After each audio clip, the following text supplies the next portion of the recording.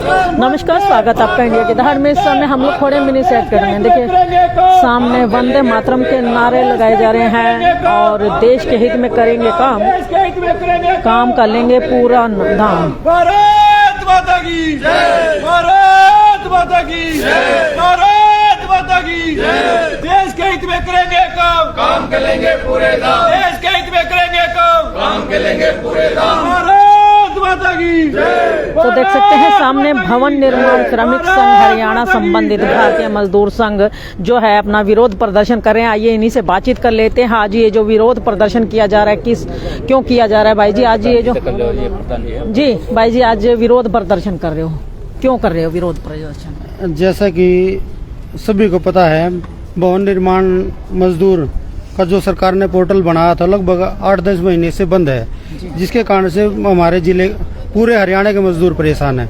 उनको कोई भी बेनिफिट नहीं मिल रहा, इसलिए हम अपना प्रदर्शन कर रहे हैं। तो ये पोर्टल क्यों बंद किया गया? कभी पूछा नहीं आपने उन लोगों को जाकर के जो सीटों पर बैठे हुए हैं? कभी पूछताछ नहीं की उनसे? वो कह रहे हैं कि ऊपर से ही चंडीगढ़ से ही बंद है और इसकी इंक्वायरी चल रही है, इसी कारण से बंद है। और इंक्वायरी तो पोर्टल खुलने के बाद भी हो सकती है जी। हाँ जी। तो अभी 8-10 महीने से ये पोर्टल बंद है। 8-10 महीने के बाद आप लोग मतलब जागे हैं ये चीज उठाने के लिए, या पहले भी कोई प्रदर्शन? मैडम, हमने पहले भी ज्ञापन दिया है, लगातार हम प्रयास कर रहे हैं और पिछले 6 तारीख को भी हमने ज्ञापन दिया था। लगातार हर महीने हम ज्ञापन दे रहे हैं। इससे क्या नुकसान क्या है आप लोगों को इस पोर्टल बंद होने से? नुकसान मजदूर आदमी को किसी भी प्रकार का कोई बेनिफिट नहीं मिल रहा। उनको बच्चों की छात्रवृत्ति मिलती है, लड़कियों की शादी के पैसे मिलते हैं, साइकिल के औजार के सभी बेनिफिट मजदूरों के रुके हुए हैं। अच्छा, सरकार जो ये कहती है कि मतलब जो भी जरूरत का सामान है चाहे वो मजदूरी के लिए हो या बच्चों के लिए, वो सब मिलता है इसमें? हाँ जी, सारी सुविधाएं मिलती है इसमें। गरीब आदमियों को, मजदूर को, जो भवन निर्माण का मजदूर है, वो सारी स्कीमें रुकी हुई है, जिसके कारण मजदूर तबका बड़ा परेशान है। क्या नाम है आपका? जसबीर सिंह।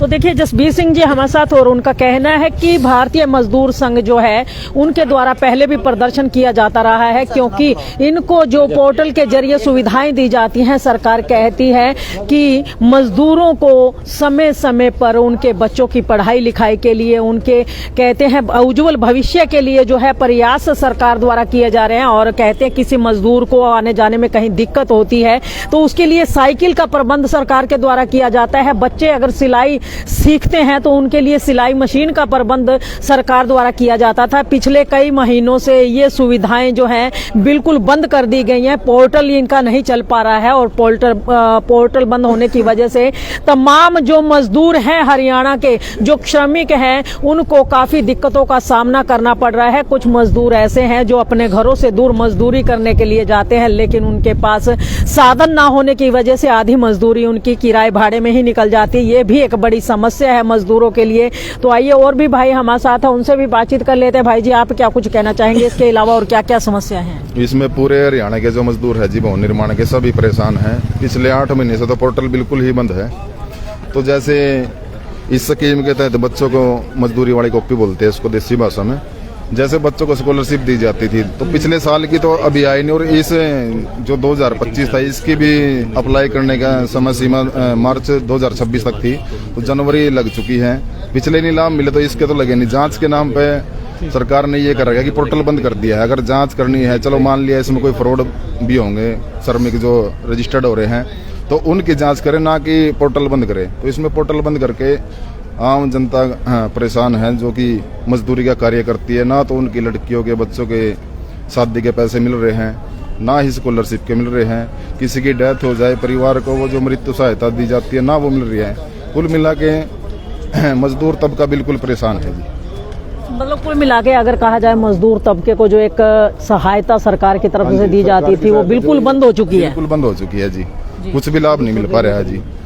तो कुछ ऐसे गरीब आदमी है जो मान ले इसी पे डिपेंड है, जो बिल्कुल ही गरीब है, मजदूरी करते हैं, जिनका मतलब स्कूल का खर्चा या जैसे इसी से चलता है, स्कॉलरशिप वगैरह से जो फीस वगैरह होती है उनकी, तो सब कुछ फिलहाल बंद हो रखा है जी। 8 महीने से बिल्कुल क्लोज है। जांच के नाम पे बंद किया हुआ है। जांच तो पोर्टल चालू होने के बाद भी हो सकती है। जो एक्चुअल मजदूर नहीं है उनको निकाल के जो एक्चुअल मजदूर हैं उनको तो लाभ दिया जाना चाहिए सरकार की तरफ से। बिल्कुल भी नहीं, सरकार ने पोर्टल ही बंद कर रखा है। बार बार ज्ञापन दे चुके हैं, हम बार बार प्रदर्शन कर चुके हैं, लेकिन सरकार मजदूरों के कुछ नहीं सुन रही है। जी भाई जी, ये जो एक्चुअल कहते हैं मजदूर नहीं है, लेकिन इस पोर्टल में उनके नाम चढ़े हुए हैं, वो बेनिफिट्स ले रहे हैं सरकार का, इसका दोषी कौन है? कौन चढ़ाता है इन लोगों के नाम?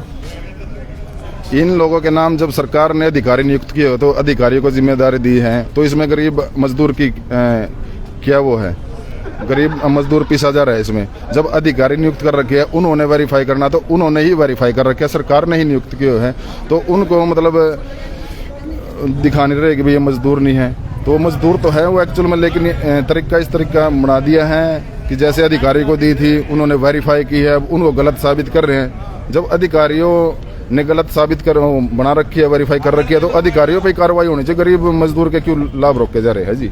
मतलब कहीं ना कहीं सजा गरीबों को मिल रही है, इसके दंड के पात्र तो अधिकारी गण हैं। हाँ जी, अधिकारियों ने ही किया है सारा, क्योंकि सरकार ने अधिकारी नियुक्त कर रखे, क्लर्क से लेकर ऊपर अधिकारी तक उन्होंने ही बेनिफिट पास करने होते थे। मजदूर तो अपना जहाँ पे मजदूरी करे उसने चढ़ा दी है। जो पास करने वाले, जिसने वर्क स्लिप वेरीफाई करी, इंस्पेक्टर थे उसमें, लेबर इंस्पेक्टर बोलते हैं जिसको। और अच्छा, जब ये मजदूरी कॉपी जब बनती है, हाँ जी, ये कोई उनके घर बार चेक भी किए जाते हैं मजदूरों के, जाके कोई वेरिफिकेशन की जाती है, या ऑफिस में बैठ के सब खानापूर्ति कर दी जाती है? जब इनकी कॉपी बनती है तो कैंप लगाए जाते हैं मैडम। उसके जैसे गांव में है तो सरपंच को बुला के कॉपियां बनवाई जाती है, शहर में जैसे एमसी की निगरानी में होती हैं। मजदूर ही हैं सभी इसमें, बस कुछ परसेंट लगा लो, अगर गलत होंगे भी तो उनके निकाल को, जो जेन्युइन मजदूर है उनको तो लाभ दिया जाए मैडम। लेकिन सरकार तो सारे ही रोके हुए हैं, 8 महीने से तो बिल्कुल रखा हुआ है। पब्लिक नरेंद्र कुमार।